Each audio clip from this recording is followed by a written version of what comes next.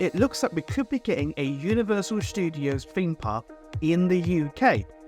Universal have confirmed now that they have actually purchased 240 acres of land and are currently looking into the feasibility of opening a Universal theme park right here in the UK in Bedford.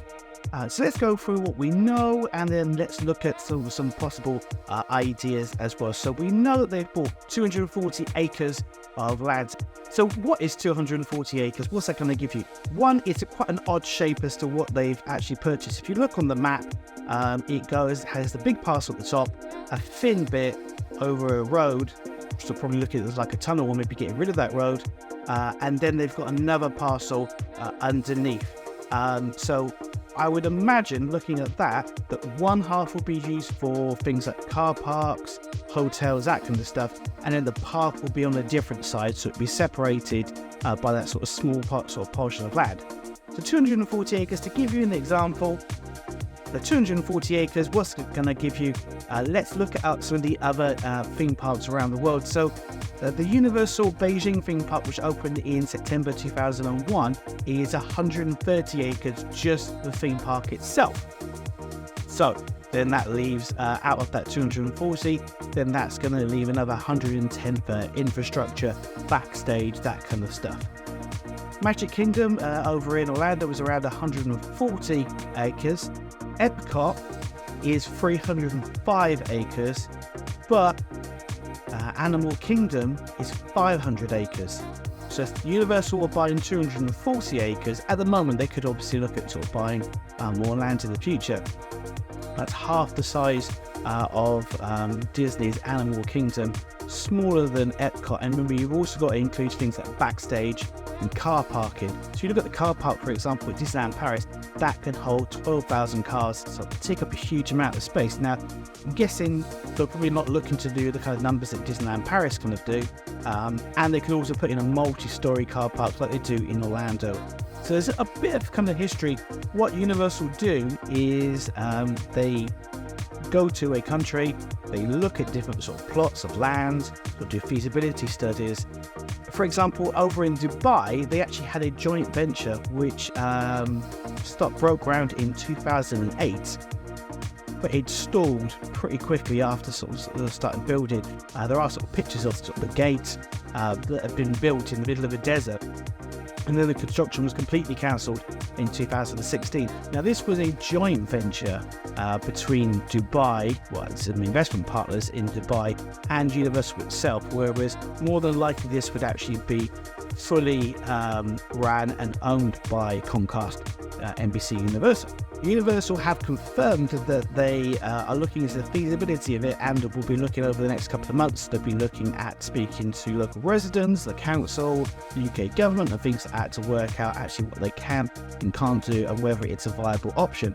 So it is better for Universal to buy the land now before the news breaks, because in worst case scenario they don't build it and they can always sell that land off to make a business park or something like that. Apparently that was the original purpose that people were looking for that land, and then Universal came in and purchased the land instead.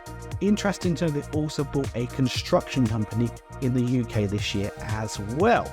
Universal have already said that there is no IPs or rides or anything. They definitely decided that we'll definitely go into it.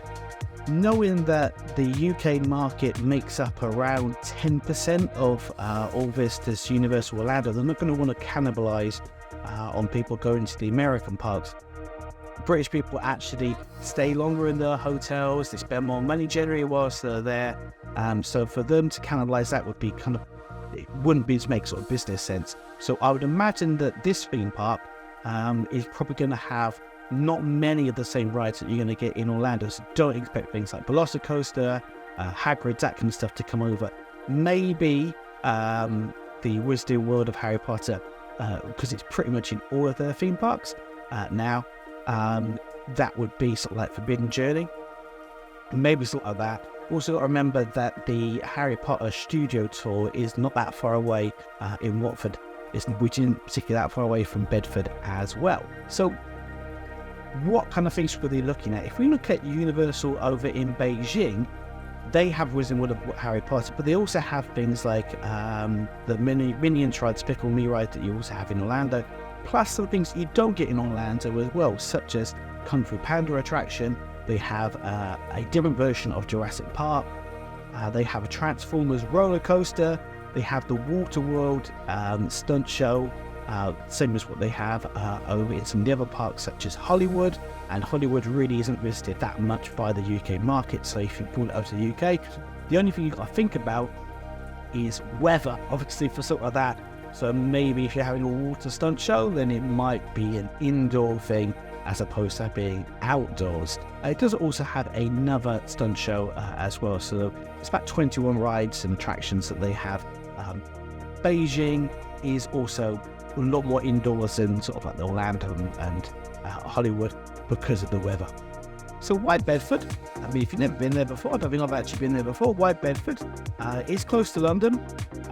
It is close to Oxford as well, which are two places that are heavily visited by tourists. So people coming over to the UK, especially the Chinese market, will come over and visit London and also visit Oxford as well. So if you then combine it with a trip to Universal Studios as well, it kind of sits in a really good place. From the town centre to the proposed land, it's about a 15-minute drive, so not particularly far. You can get to London within sort of 45 minutes quite easily, and for half of the UK population, it is less than 2 hours to get there, either by rail or by driving. So it does mean that a huge amount of people are just within 2 hours. I'd imagine this is going to be an all-year-round theme park. So again, it's going to be looking at doing more of the indoor attractions. I wouldn't expect to see much more news come out of Universal for quite a long time. Universal have already registered domain names, so they have decided at the moment they're looking at calling it Universal Great Britain, as opposed to obviously Universal Bedford or Universal London, and in London, so you can't really call it that. Once we get even more information, of course, we'll let you know. So make sure you are subscribed to our newsletter and you'll always be the first to find out all this amazing information. Thank you much and have a brilliant Christmas.